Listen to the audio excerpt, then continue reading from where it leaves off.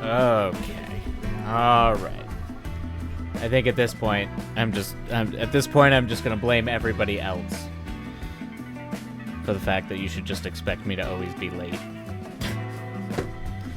I'm just always late. Always late. No, I had to. Nothing was working. The computer just would not recognize the camera, so I had to like reboot the whole computer and then re-get everything, all the screens and everything reconnected back through OBS. So it was a I'll just hop on and stream, and oh no, you have to redo everything, redo the whole thing now.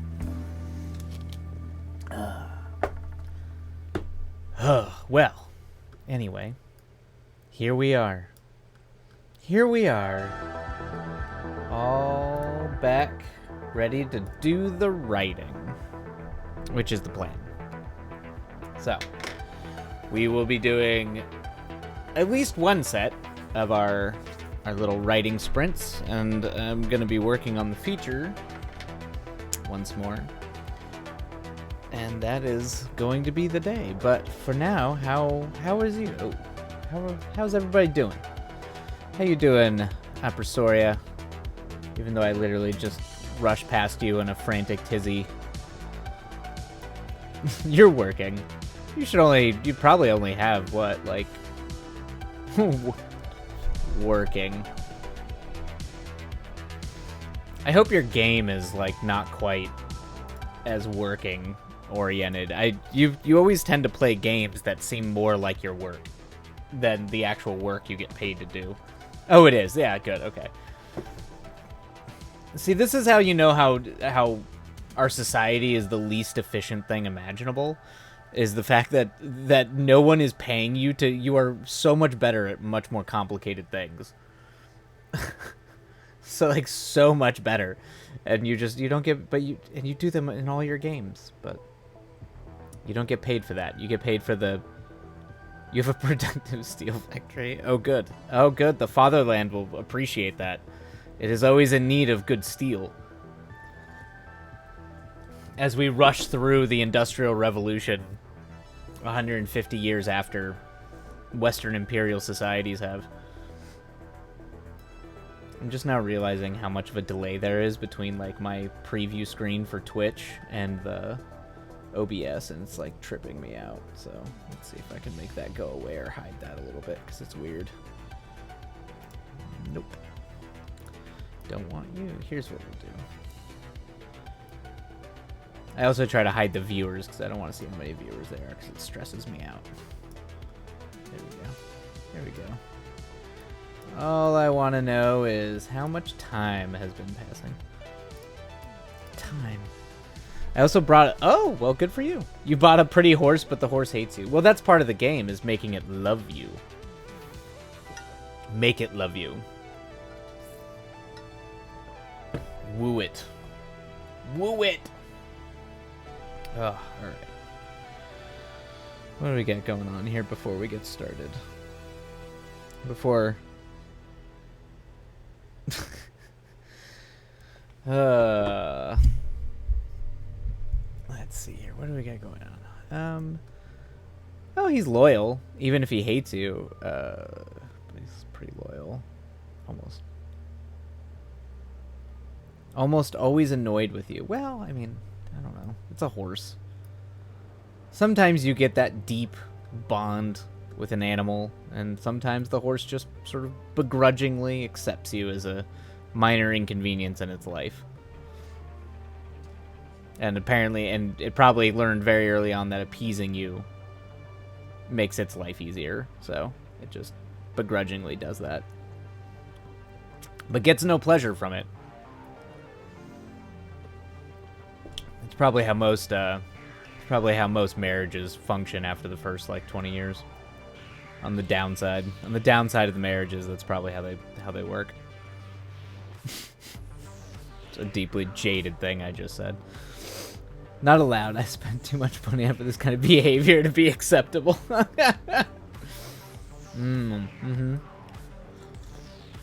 You are turning into a very good industrialist there.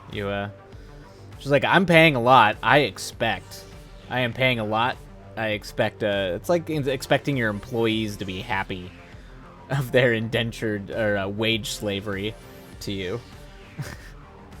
It's like, no, you need to attend work retreats where you say how totally stoked you are to work here.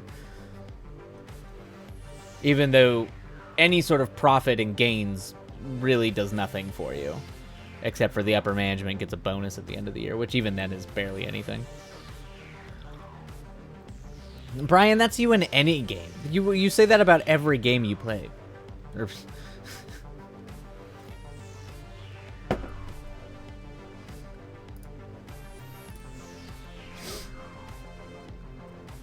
Ugh. Let's see here. What do we got going on? Okay. All right. I'm still trying to get my head turned on straight here. Okay. Okay, I think, is everything working? You haven't married anyone in the game? Oh, well. In the past, at least with Stardew, one of my favorite things is to listen to you talk about how useless your husband was. That you got like a really cute goth husband who did absolutely nothing. And that made me laugh. I didn't even realize there were people you could marry in that game you're playing, but...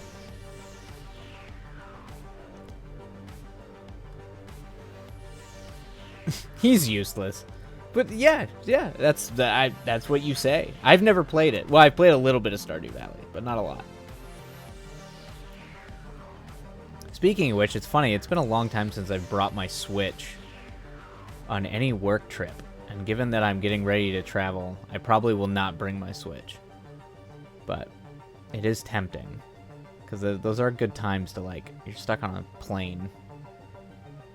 Or you're stuck in a hotel. But I usually have, like, a laptop and books to read, so I guess it's... But there are a bunch of games on the Switch I've just been putting off. I know that for a fact. And I kind of just stopped halfway through my replay through of Majora's Mask, and I do really like that game, so... You're sure the Switch appreciates just being ignored? just sitting in the corner. What's on the Switch? I know Dark Souls is on there. But a lot of the games I play nowadays, I don't really... I mean, there's some indie stuff. Blasphemy, I know, is on there. There's some other things on... I just haven't... I have Mario Kart, but I just haven't... I haven't played a lot of Nintendo games in a while. It's almost I have no clue. Yeah, like I play some of the classic Nintendo stuff, but I don't really... I just have not played like some of the old like Castlevania, like those types of games I play occasionally. Yeah, I was doing Majora's last time. Yeah, I need to finish it. I need to finish that playthrough of Majora. That's a Zelda game. That's a Zelda game. The two Zelda games that I want a true remaster for, like a real remaster to an updated system, are Majora's Mask, and I know Wind Waker I think got one for the Wii U. But those are like the two Zelda games I would go back. I could see myself going back and playing repeatedly. Well, and Link to the Past. But Link to the Past, it doesn't really need an update. It doesn't need it. You can. I'm pretty sure it's available on all the Super Nintendo stuff. It's such a famous. Oh, did Skyward Sword? I never finished Skyward Sword. The two Zelda games I have yet to finish are the last one and Skyward Sword. What was the last one? Breath of the Wild. That's it. That's what it was called. I haven't finished. And I guess I could try and finish Breath of the Wild. It just takes me a long time to... the dungeons are alright, I guess. The open world of that game did not work for me the way it worked in Elden Ring. That's the most recent one, but I could be wrong. Oh, the remasters? Oh. I mean, it was popular, wasn't it? Was that a Wii or was that Wii U? That was Wii. I think Skyward Sword was on the Wii. Right? I think it got a Wii and a Wii U release, but I think it was on the Wii. Oh, and I guess I could use how would you port? They would have to, all those Wii games, they'd have to port in some weird way to, like, justify the mechanics Because the mechanics for all those games were tied. It was like Super Mario Galaxy. They're great games. I love those games, but they're tied directly to like the Joy-Con stuff. So like you'd have to completely redo the mechanics of the game. The only Wii Zelda, yeah, me too, yeah. And I love Twilight. I just think Twilight, I don't know how you make Twilight not for the Wii. And I haven't done anything on my Wii in a long time. Which is actually, it's funny because it's innovative and like ties you to the system, but it doesn't really lend itself for like any lasting power. Because I just have not booted up my Wii. I think I still have it. I think it's in the closet. I just haven't played it in a long time. And there's a lot of Wii games. There was a lot of Wii games I really liked. The Mushroom Men game was really cool, where the guitarist from Primus did the soundtrack. It was really, really rad. And then there was, yeah, Twilight Princess was great. Twilight Princess is a fantastic Zelda game.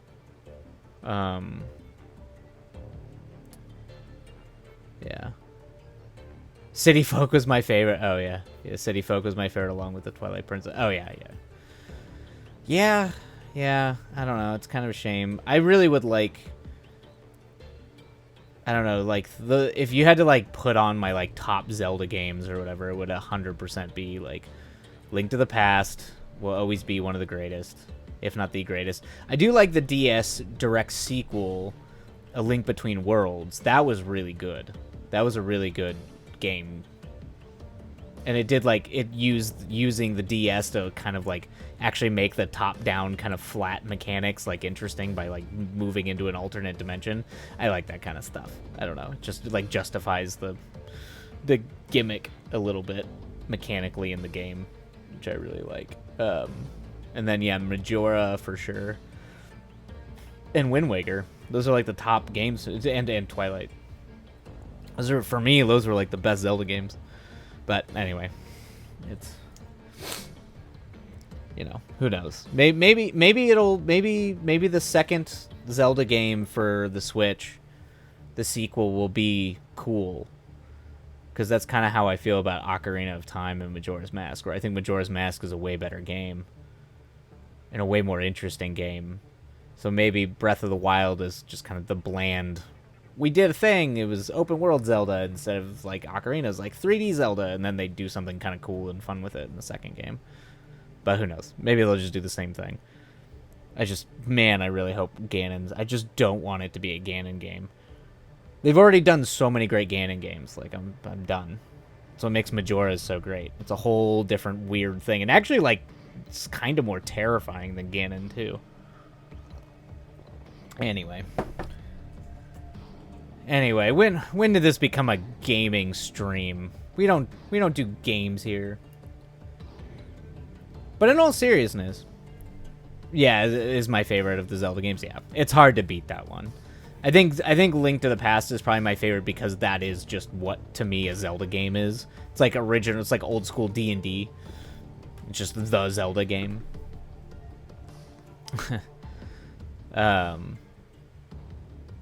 But yeah, it's like so many of the games, I'm either playing indie games on Steam, or I'm playing, like, Nier, and all that kind of stuff. Anyway, it's a weird deal. Who knows?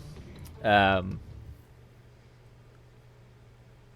Wild. We got a new follower. Wild. Well, if you're there, feel free to say hi, talk about what you're writing and working on, or you can just lurk. Because that is totally cool.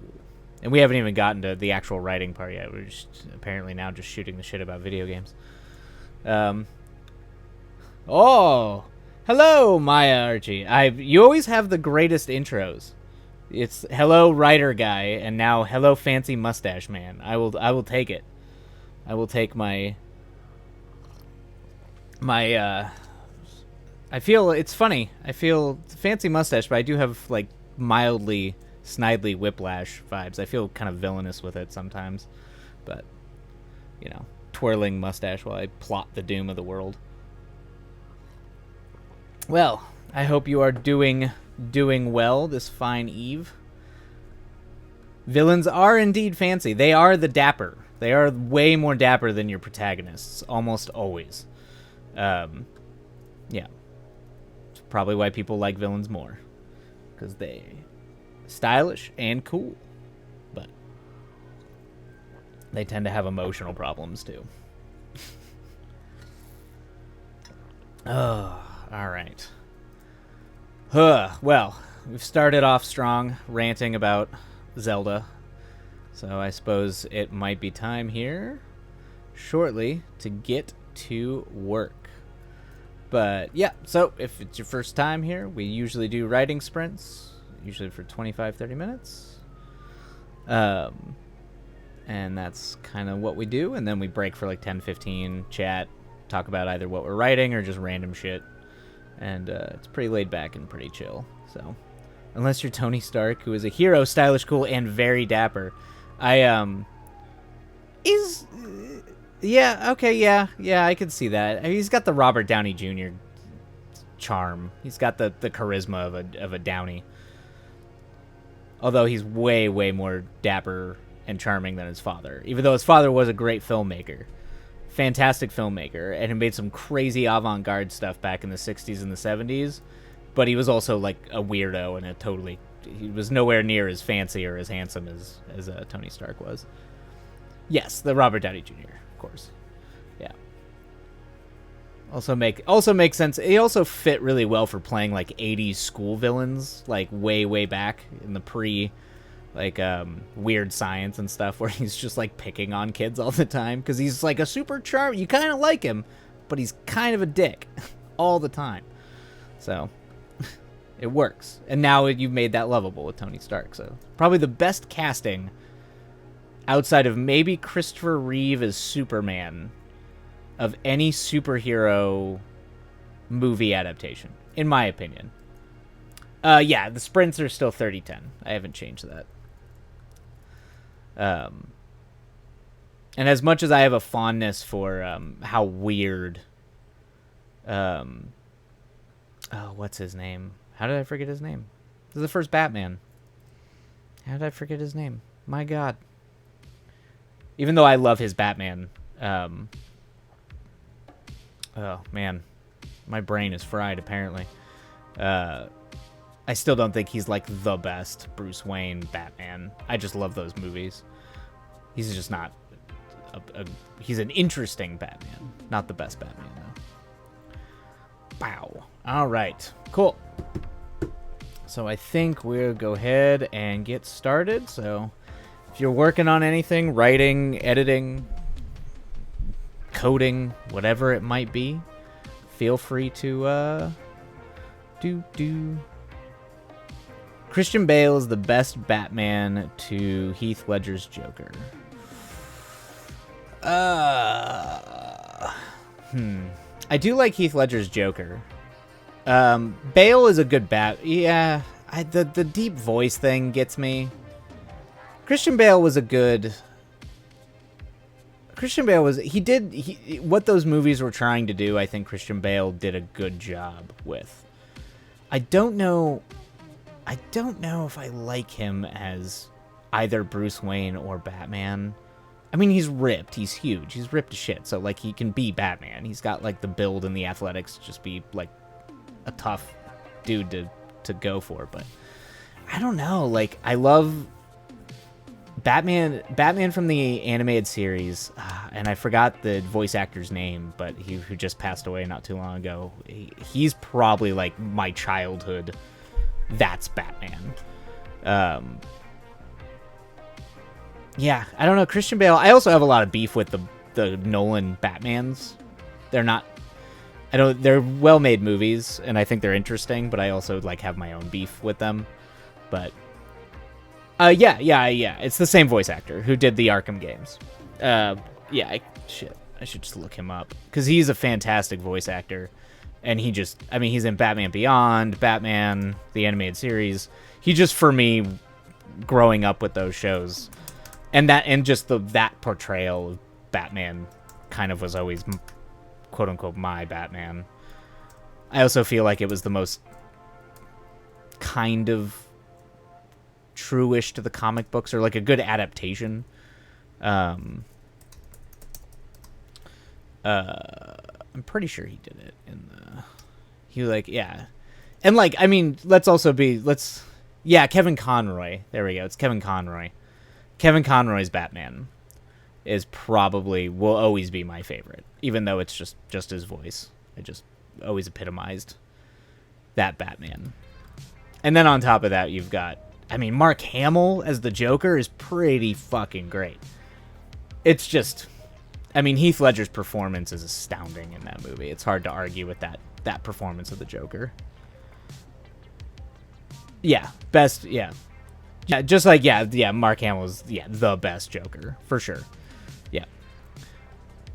But, like, in terms of, like I think Heath Ledger's Joker is superior to Jack Nicholson's Joker. And I love Jack Nicholson. I think Jack Nicholson is one of the greatest actors who's ever lived. And I even liked his Joker a lot, too, but I just don't think... Like, I think Heath Ledger's Joker was a far better Joker. Although nothing beats, and poor Apresoria has had to stay up till 4 a.m. with me drunkenly yelling at him. yelling at pretty much everybody who would hear me about how Batman Returns is the greatest Batman ever made. Because in my opinion it is. It's from the Penguin. But see, that's a Batman that I think transcends the source material and goes beyond the comic book of Batman and makes Batman something really unique and interesting. Because it directly confronts Batman's... the question of whether or not Batman's loyalty or thinking that the law is still just, it like directly confronts that and kind of comes down on the side that Batman's wrong, which is pretty great. It's pretty awesome. It's like the whole thing between Catwoman and Batman is that, like, there is literally no court system that can judge. It's so great. I don't know. It's so great. And then at the end, when you see the bat signal and you don't see Batman, but you see Catwoman rise up, it's just, cinematically, symbolically, it's just fucking perfect. You have never watched anything? All I'm going to say is watch Batman Returns. It's a gonzo movie. I think it's the best. I think the Tim Burton Batmans always have the best Gotham, because Gotham's a character. It's designed, it's gothic, it looks like a comic book. It just doesn't look like Chicago like the Nolan Batman movies. Batman Begins a little bit has a little bit of that character, but like none of them really have the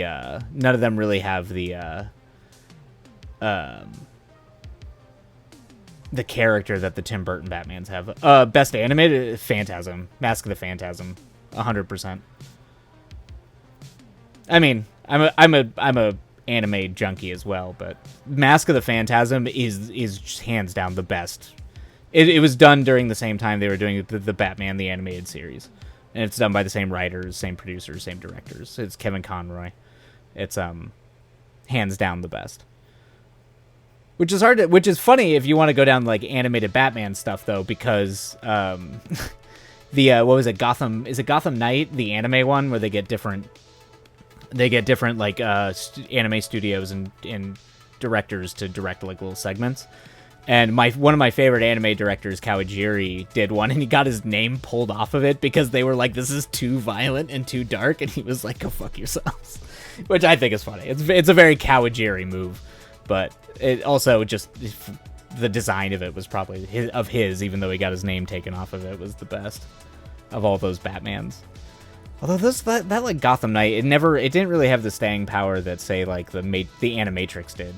I don't know. There were better shorts in the Animatrix for me than there were in Gotham Knight. But the Matrix is kind of more anime inspired anyway. Whew. All right. Alrighty. Let me move this stuff around. I clearly am not in the mood to be productive, but apparently in the mood to just ramble on and on and on about movies. But we will get 30 minutes done. We will write. We will be productive. So feel free to write along and do all that. And then when we come back in 30 minutes, we will do, hopefully talk more movies, talk more shop. I'm going to switch the music out to spooky time music, and we will get a going. All right, everybody. Enjoy chilling or writing. And away we go.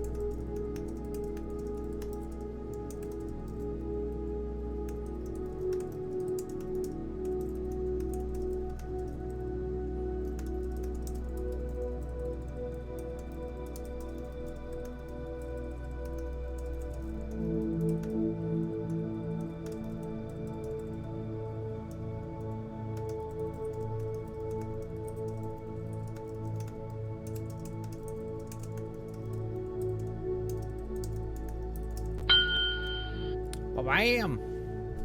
Wow, there we go. We are done with that first sprint. All right. Hey, Ghosty! Ghostly, how art thou? Any ideas for how one might swipe something from a table but more violent? It's kind of like a sweeping motion, but more angry words.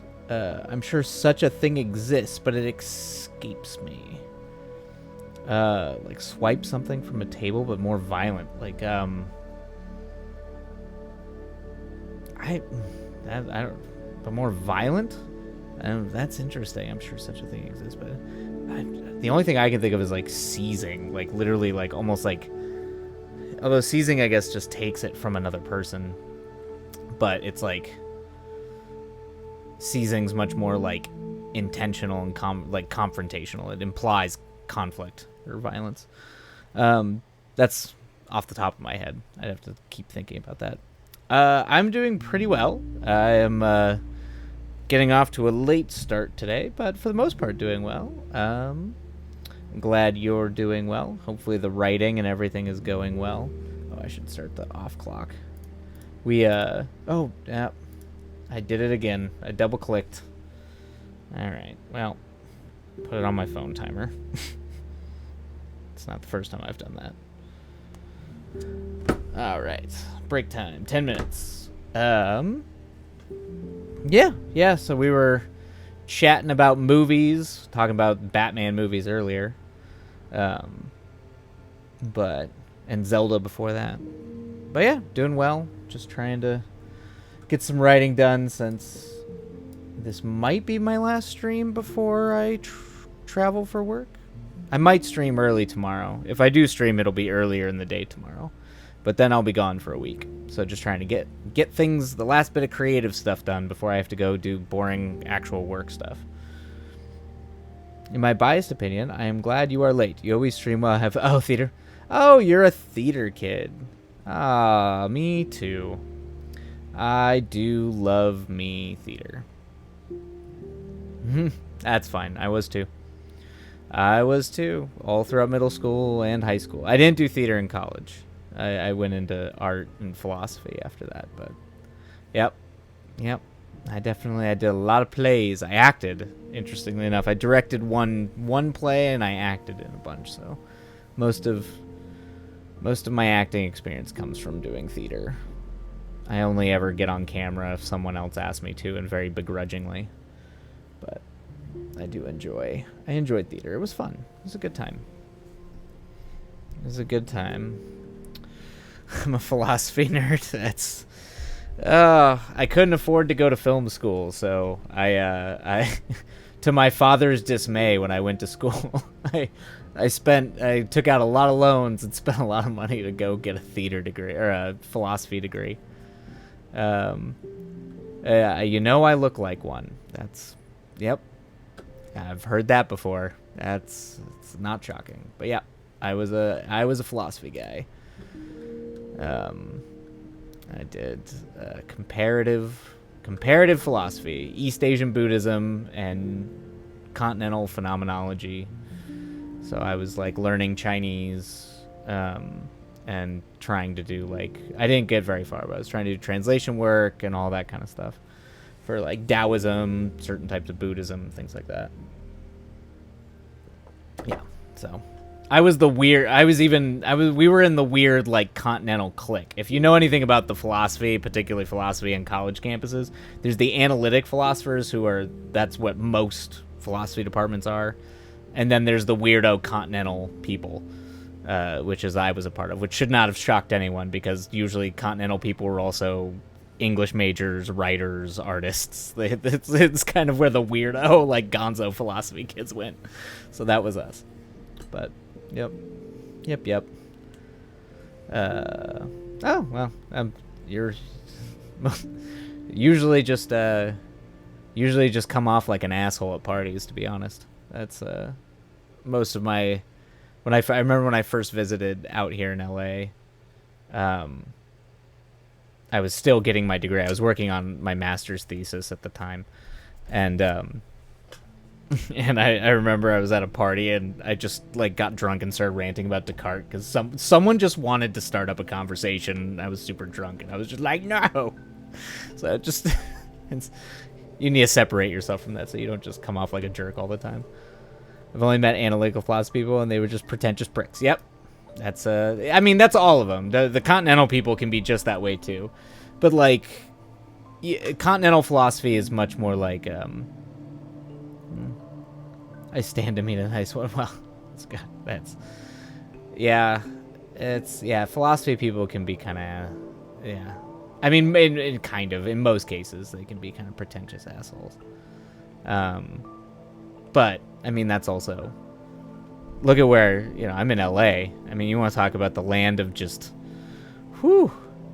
That's a whole other breed right there of just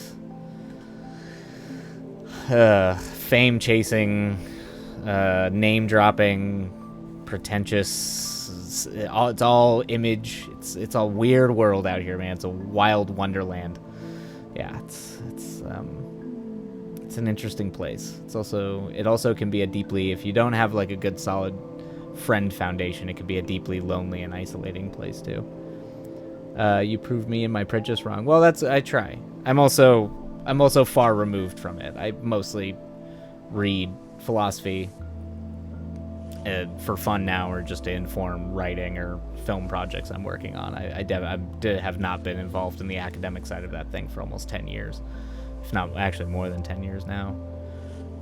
Although I found out my thesis advisor just wrote a book, and I just bought it, so I'm going to read his book while I travel, which I'm very excited for because he was a really cool guy. He was in a punk band, so just so you know, some philosophy people can be cool, because he was also a punk rocker, and he was like the department head and a thesis advisor in my program, in my philosophy department. He was a very cool guy, but we were weirdos, so yeah. But yeah, no, continental philosophy is mostly just like you're gonna read a lot of Nietzsche, you're gonna read a lot of Camus, so you like a lot of absurdism, just pretty much anything branded as existential, you're gonna go down. Sartre, you do a lot of that, and then the rest of it's all analytic people are more into like logic puzzles and logic and stuff like that. I could never live in LA, but that's just me and my hillbilly self. Hey, there's pride to be had in the hillbilly world. All right, my family is I'm from desert trash Arizona. Like with like trailer park desert trash Arizona, and then I spent a lot of time in Wyoming where a lot of my other family is at, so that is mountain hillbilly, up in the mountains on the Continental Divide. So we are don't trash the hillbilly. We can all be trash pandas. It's fine. No pretension.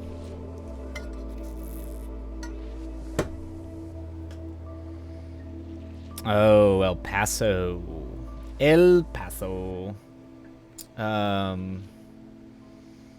used to drive through El Paso a lot. Is it El Paso? I think it's El Paso.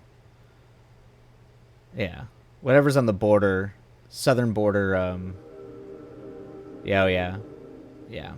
Mm-hmm. Gorgeous desert sky. I have returned, cool glasses, dude. Well, that's good. I'm glad you're back. We only got about 3 more minutes on break. But yeah, we were talking about being hillbilly trash, since I come from the desert trailer park desert lands of Arizona, down in Mesa. That's where I grew up. So but yeah, El Paso, I used to drive through El Paso a lot. Yep. I will be back on Thursday of next week. So I leave for San Diego on Friday.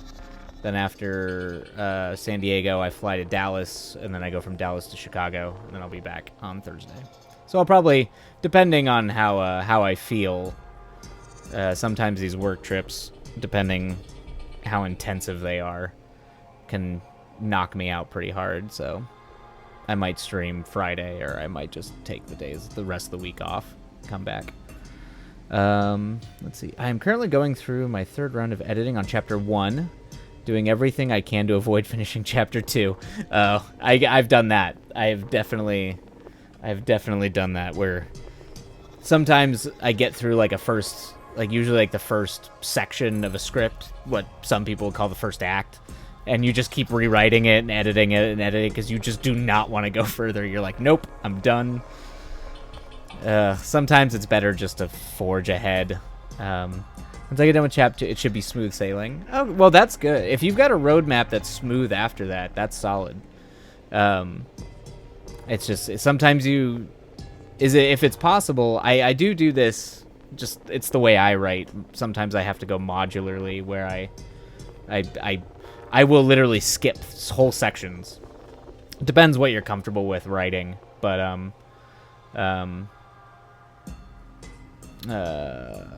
pantser, but I have a clear idea of what I want to do. Okay, that's good. Yeah, as long as sometimes you have a good idea of what you want to do, that's pretty easy. You can kind of construct it after that. I tend to, sometimes if I'm having a really hard time, I'll just skip a section entirely and then just essentially write what I have figured out, and then go back and kind of start to try to make them all work together and fill in the gaps. So, because essentially I figure I'm going to have to do that when I'm editing anyway, so it kind of works, but yeah. Yep. So, that's the timer. But yeah, I figure I will. Yeah. So we'll be streaming for a few hours more tonight. I think I'm gonna try to do an at least like whole 4 section of these, just to get enough of this done, so I feel better about having to go do corporate advertising work. Just deal with suits. That's always the worst. So at least you can feel like you've gotten some writing done before you go do that. It's not too bad. I complain about it too much. They don't usually bother me that much, but yes, it's corporations. Primarily, a lot of the work I do is doing ad or market research work for corporations. But obviously, I get to do the camera. I fly around and film stuff for them, and essentially footage that they go make promos out of. So the stuff I shouldn't complain too much. It's not bad.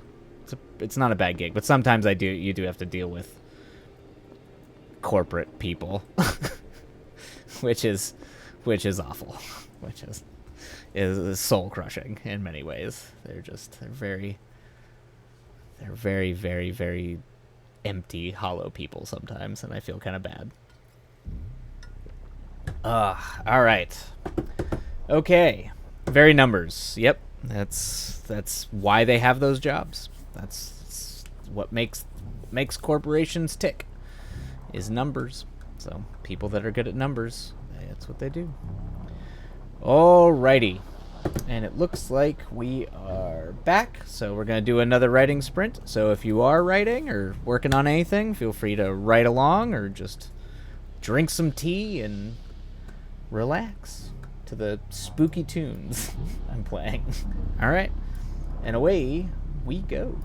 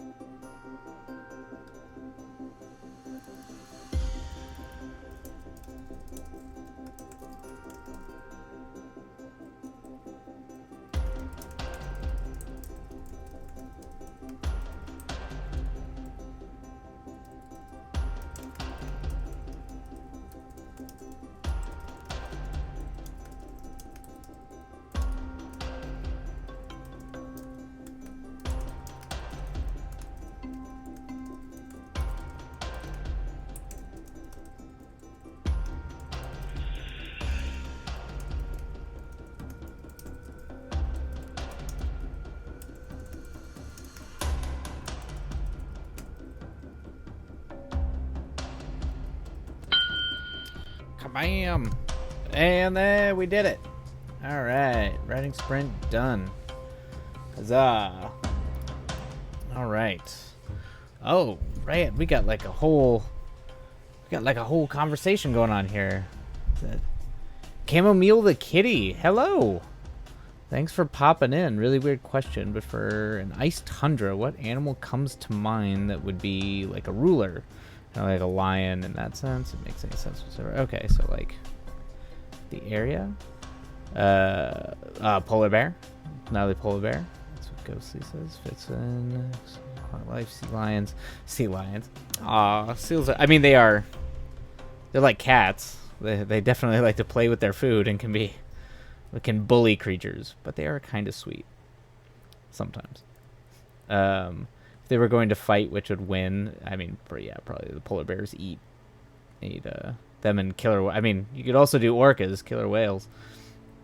They eat pretty much everything up there. I just remembered the walrus. Oh yeah, walruses. I mean, walruses they'd make good kings because they're super, you know. They're super. I don't know. It just feels very kingly. You know, they'd look good on a throne. Let's see here. Place my bets on the polar bear. Okay, noted.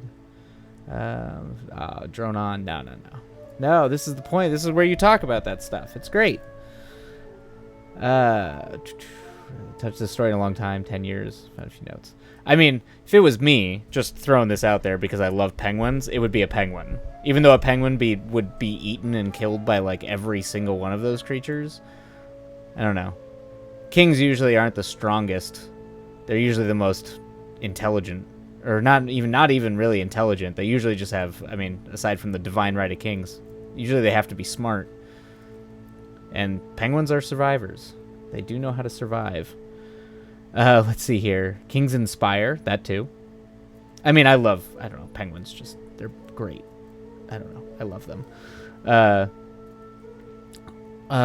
Almost done with chapter 2. How? Oh my god, Maya, you've done it. How did you make that work? How did you, wow. In 30 minutes, you just banged that out? Well, bam, well done, Mazzles. Yeah, good. Orcas don't have any predators, do they? I mean, yeah, no, not really. They kind of, I mean, yeah, they don't really, I don't think they have anything that would kill them. Outside of, like, when they're sick or something, getting bullied or killed. I mean, they kill sharks. Do dolphins? Yeah, I don't think so. I don't think naturally, at least. Kings inspire. That is something kings do. Let's see here. Penguins are hands down a favorite of mine as well. It for sure will be included. Good. There's just something to me very profound about emperor penguins just sitting there in the cold, staying warm. I'm just like, they get it, man. They're like, just stick together, man. The world's a hostile, angry place. They know how to like just surround each other, try to keep each other alive as much as possible. Are one of the orcas one of the moose only predators since moose swim a lot? I did not know that. And I have spent a lot of time in Alaska and a lot of time around moose, and I did not know orcas kill moose. What are the moose swim? I mean, I guess in Alaska they could swim in like ocean waters that orcas would be around in. I don't think I've ever seen a moose outside of like a river do anything. But that's a good point. That's dark, because it's true. Yeah, nothing messes with a moose, man. You do not mess with moose. I have a funny story about a moose. I don't know if I've told this before, but I did as a child almost get murdered by a moose. I was at my aunt's place in Anchorage, Alaska, and I was swinging on a swing set. And if you've ever been to Alaska, they don't have fences. They don't have like fences around their property because moose do move freely. So they tend to not have fences, or at least back when I was a kid, they didn't. So like, because moose will just wander on the highway. Like everyone stop for the moose. Let the moose do the moose thing. but it wandered into the backyard, and apparently when I was swinging, my butt was almost hitting its head. And I didn't notice, I'm just like swinging away because I'm a little kid. And apparently my mom was like trying to get me off the swing. She's like, I'll buy you ice cream, I'll buy you. And I'm like, nah, man, I'm good right here. I'm good on the swing, I don't need to. And finally she was just like, God damn it, Max, get off. She's like, get off the swing. So then she, I got off the swing and then turned around and saw a giant ass moose behind me and apparently screamed and cried and ran away. So it's my moose story. My brother has worse moose stories because my brother actually grew up in Alaska, so he got chased by a moose once. I just visited there, but my parents lived in Alaska when my brother was a little kid, so a lot of wild stuff up there. Orcas are also the only other species on the planet that go through trends like humans do. Back in the 80s, I think orcas would kill seals and put them on their head and that's some dark stuff. You know who else does that is dolphins. Dolphins they can be pretty twisted with stuff. But orcas can be they can be pretty sweet, but they can be dangerous. Definitely dangerous in the wild. But sea lion, I don't know, seals are really like, they're like dog cats. They're like a mixture of a dog and cats. I remember I was scuba diving. I was a kid and I was scuba diving off the coast of Mexico. We were on this rickety old boat, and I think I was going clam fishing or something. I don't know. I think my dad was trying to teach me how to go get spear crab or something. But a bunch of sea lions actually came off the shore and started swimming around us, and they like to play games. They're pretty fun. They're easily spooked though. But I always, aside from just the murder creatures that most predators like cats and dogs can be, they're pretty sweet. Ducks are beyond fucked as well. Also, yetis are typically associated with it. Yeah, yeti is a tundra. Yeti's a mythological. It's like Bigfoot, but for cold weather. A flock of moose could just overthrow. In Alaska, it would not be hard for an entire thing of moose to go just take over. I need to do a ton of research. I mean, if you want to incorporate the idiosyncrasies of wild Alaskan creatures. If you go up there too, if you want to do anything, if you take Alaska and then put it in the ice tundra, moose? Are moose gentle creatures? I mean, moose are, they're like bears. They're chill until they're not, and then when they're not, they can do some real damage. I mean, they can kill you. They're huge. I've seen moose knock over trees. I've also seen a bear do that, a grizzly bear. But they can be pretty, they're like any other wild animal.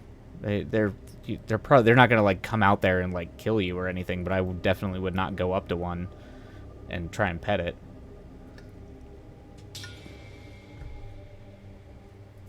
You did 20 minutes of research on fish curry for a single sentence? Details matter. Details are what make it. That's not a wrong. I associate moose with Jared Padalecki, so I think that altered. Why moose? Is that that's got to be. Is that a supernatural thing I'm just not picking up on? That's got to be a supernatural thing that I'm not getting. Because I know Jared Padalecki's in Supernatural. I don't. What does he do with moose? Does he hang out with moose? What happened? The detail didn't matter to anyone except for me. It doesn't matter if it's sometimes that's a big rule in film. That's a big thing in film where details are super important, even if they don't make it to screen or they're just a minute thing. It's a culmination of hyper details. So details are good. They can really help you, particularly as an aggregate, as a zeitgeist. It helps you. The authenticity, it's believable. It's a world. Well, it's not just tundra. I have 11 groups I need to figure out, although a few can be very minimal. but I need to be able to set the scene. Not just like 11 group. Okay, like animal groups, or like are they? Is it like based on like where they're kind of at, like their environment? The fandom calls him Moose because he's a giant. Yeah, okay, that's true. He is huge. He is a super tall guy. He is a very, very tall guy.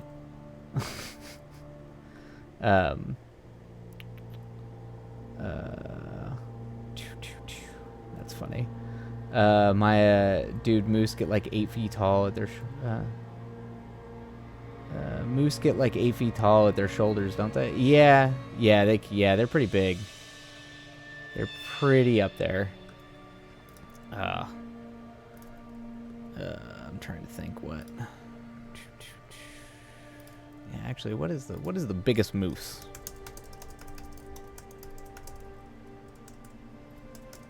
Biggest moose.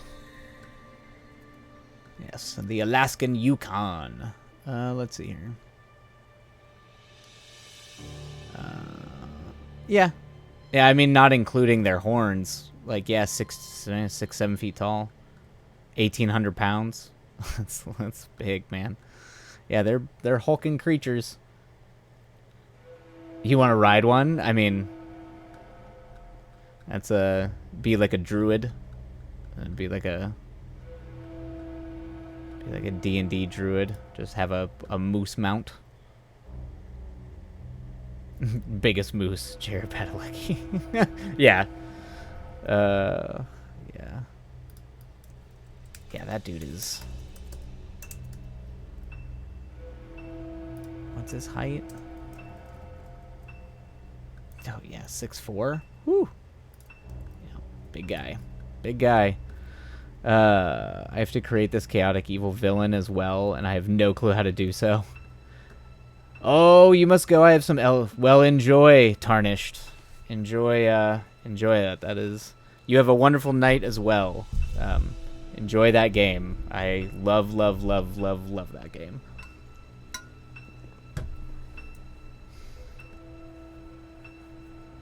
All right. Well, it's time for us to go, but I am actually going to be right back, and then I will come back with my water, and we will start our next writing sprint. Everybody talks about how scary Cocaine Bear is, but that's because we can't fathom the horrors of Cocaine Moose.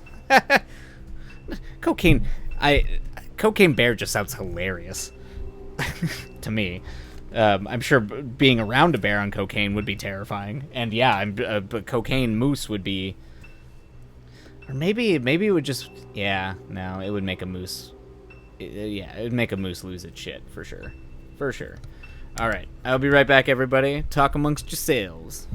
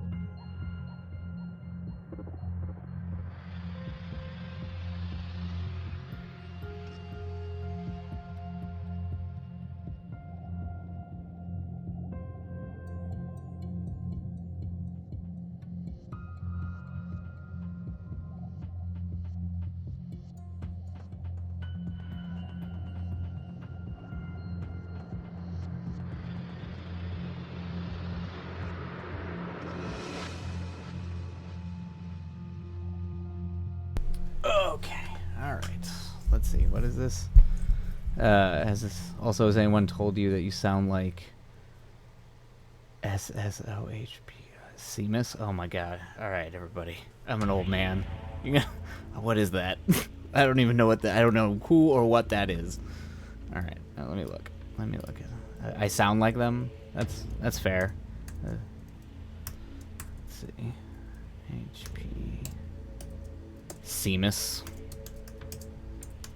Man, Seamus is a good name.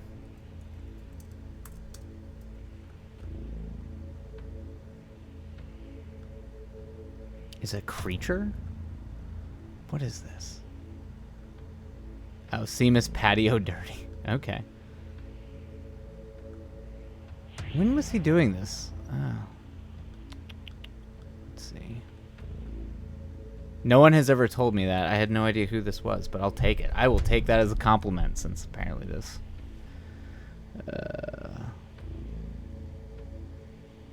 Oh, wow. Yeah, he's old school. Yeah, this just flew under my radar.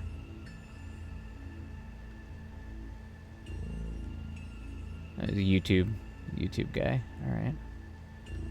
Yeah, he's old school. Was he around during like the Retsupre guys? Yeah. Well, I sound like that dude apparently. I'll take it. All right. Where are we at here? All right. Okie doke. All right.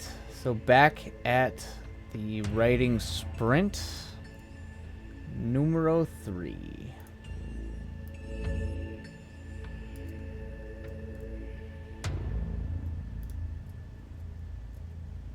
And away we go.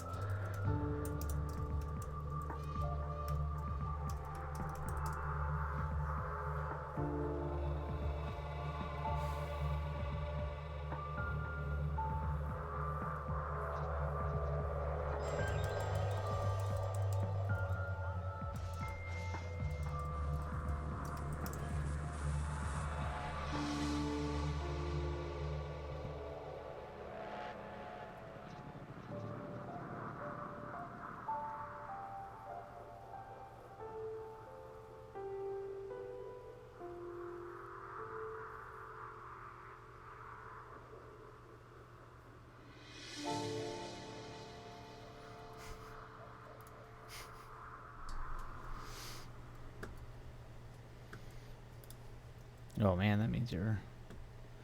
Yeah, I get that feeling. That's good though. Good to write.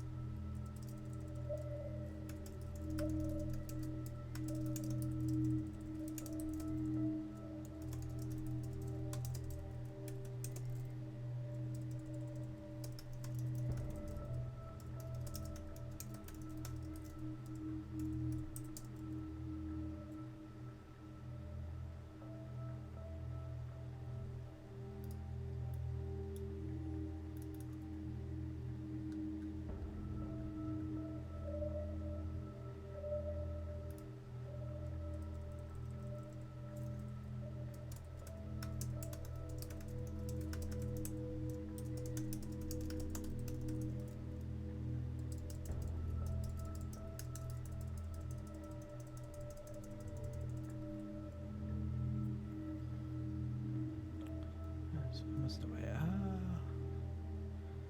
That goes well. All right. Well, if you're departing us, have a wonderful night, Ghostly. Take care, and I will let you know my thoughts. Yes, I hope you get, if I don't get to talk to y'all before I go on my trip, have a wonderful, wonderful week. Get a lot of writing done. And, yeah, you're all beautiful, wonderful people.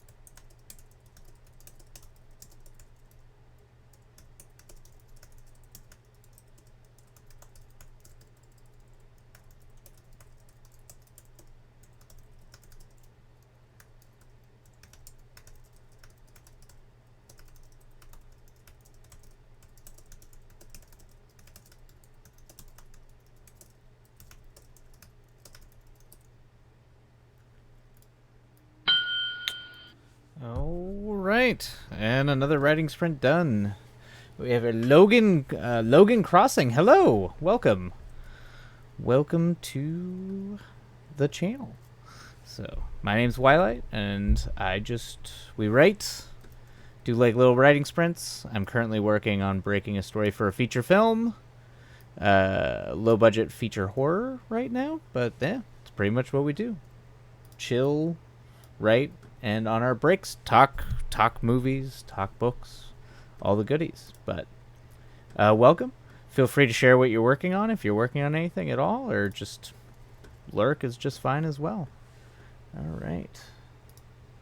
Let me kick on, and we've got. I think I've got one more sprint in me tonight, so we'll go ahead and give that a shot. This is honestly helping me out with my writer's block. Oh, fantastic! That's what it's designed for. It's why I really like to use it when I'm doing like story breaking, because that's always where I get hung up, is just finding structure, characters, trying to flesh it all out. It's very easy to just wind up staring at a blank screen all day. So if you force yourself to write, even if it's terrible, and you're like, okay, I'm writing now, it can do a really good job of breaking the writer's block. So I'm very glad it's helping you. It kind of does the trick for me. Let's move it to. Let's have some. Been having droney, creepy music. Let's bring in the good times a little bit. Some chill, laid back stuff. Ugh.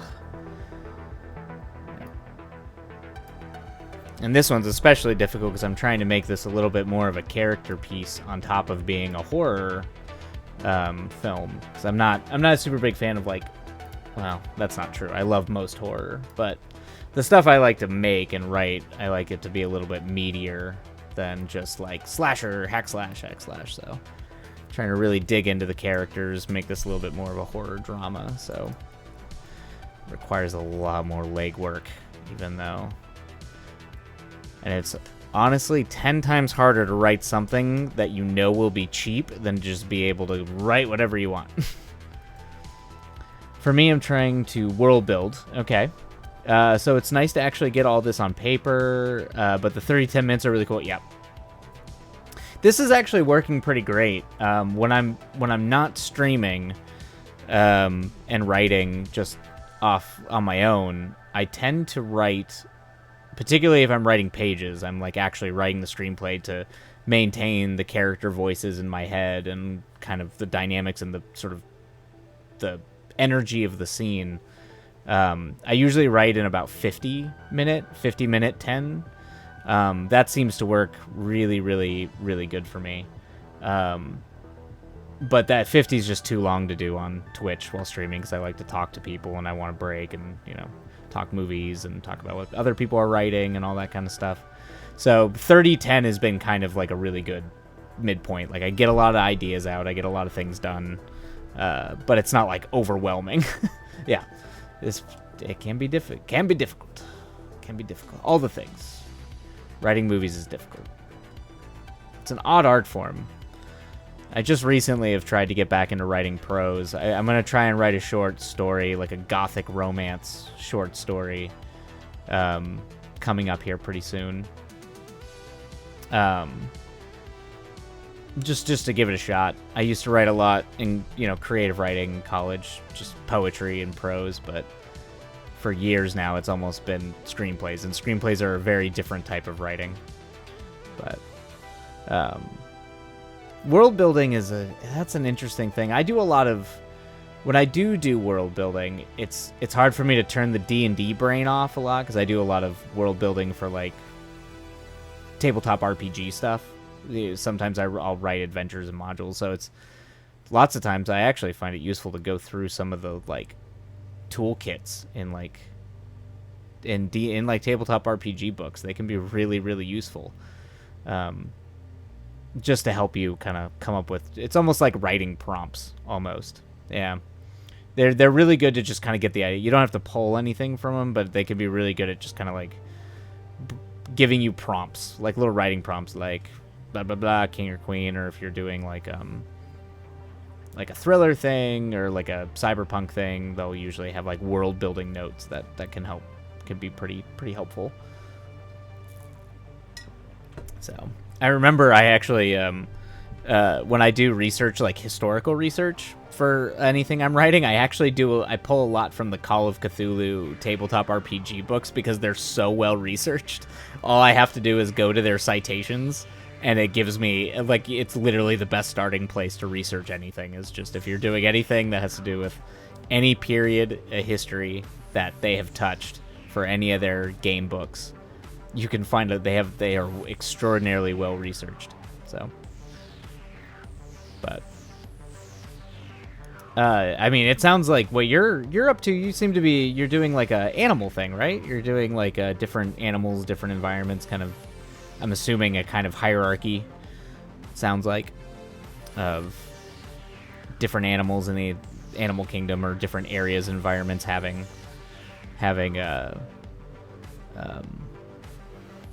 animal politics is what I like to call it. Like, was that Watership Down?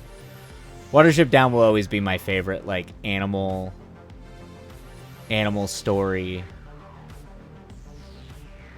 I mean, there's literally, like, fascist rabbits in it, so there's, like, I don't know. It's such a good, like, fantasy allegory, but also deeply insightful. And also just the Great Wheel, like, the rabbit mythology is fantastic in that. The idea of always trying to outrun the black rabbit, which is death. I don't know. It's beautiful in a bittersweet and melancholy kind of way.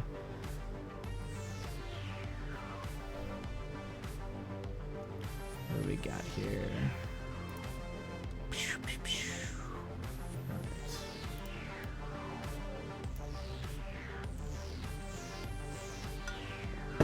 All right.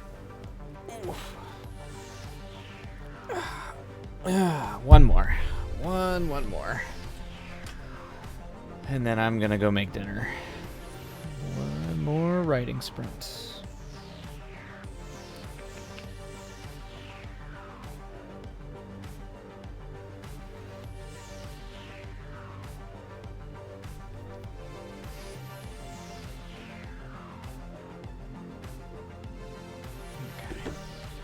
See. So basically what I'm working on is a fantasy action story where there are two types of people.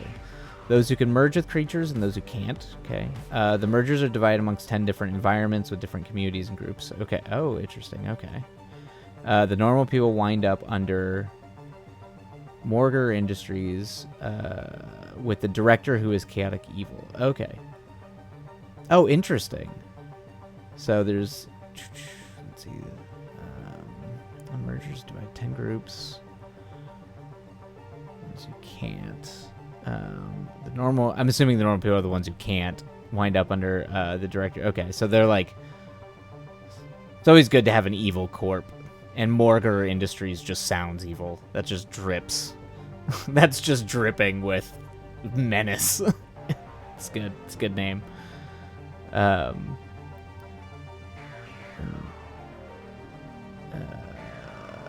And of course the director. That just... Yeah, that's good.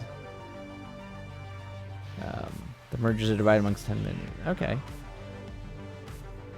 So that's cool. So you've got like the tundra, I'm assuming like forest, jungle, things like that, different environments, and they merge with creatures. Is it like an oppressive angle where like they're trying to stop the people who are merging, like that kind of thing? I'm assuming that there's like clearly some, I would assume, conflict between the groups to some degree. Be it they just have different... There's always conflict that comes out of those sort of things, so... I'm almost reminded a little bit of like Monstrous, where they have like the humans on one side and then these sort of like almost fey creature humans on the other side, and they're like, but they're not human. Like that kind of thing.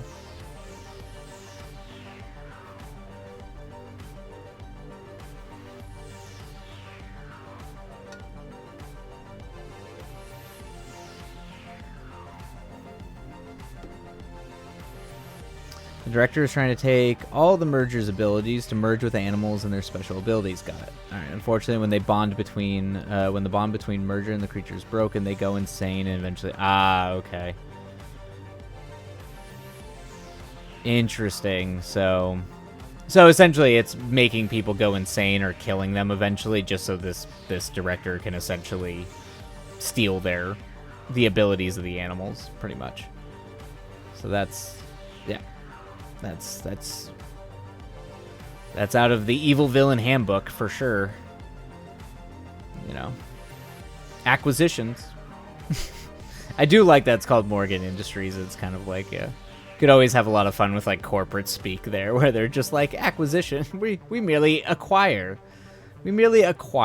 these animals. You know.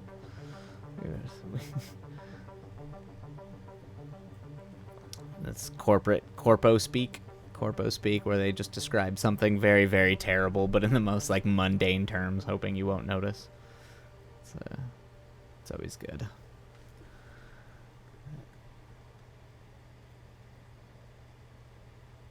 That's cool. That's cool. It definitely sounds like a good starting point, a good epic.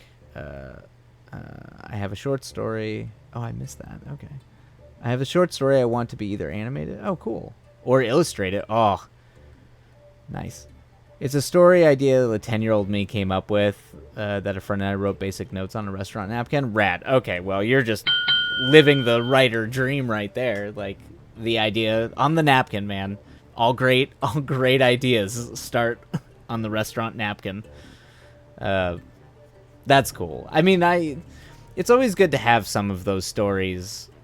I'm trying to think. I used to have a lot of them, where a lot of the ones that I came up when I was young, and I think some of them still hold up that I could like build off of into something unique or interesting now. But I definitely had like a whole journal full of like some of those type. Definitely not as, you know, having a restaurant napkin. That's cool. I also like that you and your friend were like 10 years old and writing story ideas on restaurant napkins. Like, that's cool. I love that. That's rad. You two were clearly the cool kids. Maybe not according to most of the other kids back then, but you were. In retrospect, you 100% were the cool kids. I'm just now getting back into and smoothing out the deals and going into deeper detail so I don't lose track, which happens more times than like, yeah, that's always happens. That's every story. It's always, yeah. It's from when you step away from it to what the hell was I thinking when I was younger. I mean, there's a million things. That's everything. I will literally have to reread. And I write an insane number of notes. I mean, like, obviously, like, look at all this crap that it's like vomit. It's a slow process of me just vomiting nonsense out. So, and then you have to, like, go in and make sense of it. So, anytime I even step away for a week, I have to come back and try to remind myself, like, what the hell was I thinking? Where does any of this go? I had a reason. You just stop including the connective tissue, which at the time when you wrote it made sense. I was definitely not an I was most definitely an interesting one. I did little of everything growing up. That's good. It's not just makes a well-rounded person, but makes a well-rounded artist, is to have varied and delightful and, you know, even sad experiences, but to be well-rounded and well-versed in various things is one of the best features you can have as any type of creative, in my opinion. I mean, there's definitely like the wonderkins where you're like, you can marvel at their technical ability and their ability to just do things really, really, really well. They were just born with it. But I find the most interesting writers, the most interesting painters are usually people that have done a million different things and just, you know, they have a lot. I feel like you have a lot more to say. You have a lot more to say. And I think the work tends to be more varied and interesting. So, that's good. That's good. Alrighty. Alright, I'm going to stretch since my back is killing me. Because I am an old miser. I'm an old man. Oh, my bones be aching.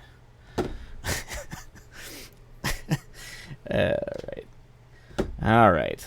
And, go on for hours, yeah. That's good. Oh, lucky.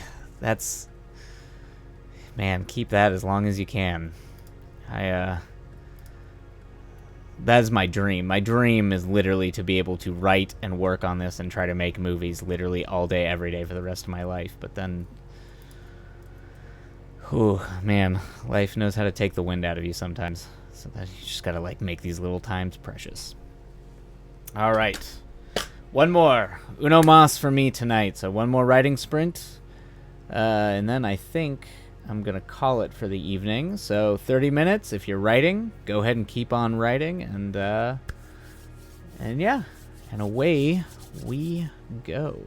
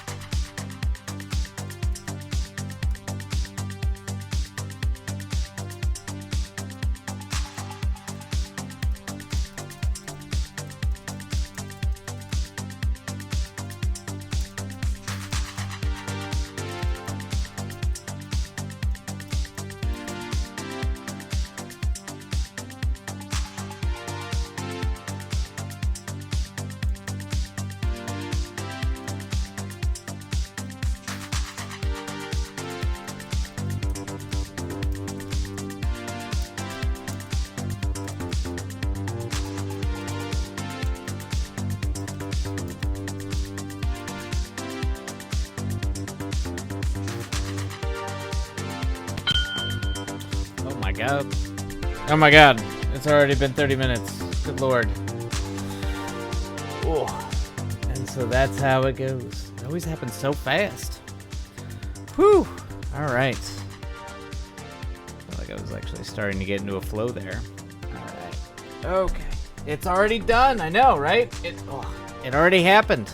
30 minutes flew by. A blink of an eye. How about that? Oh. Oof. All right.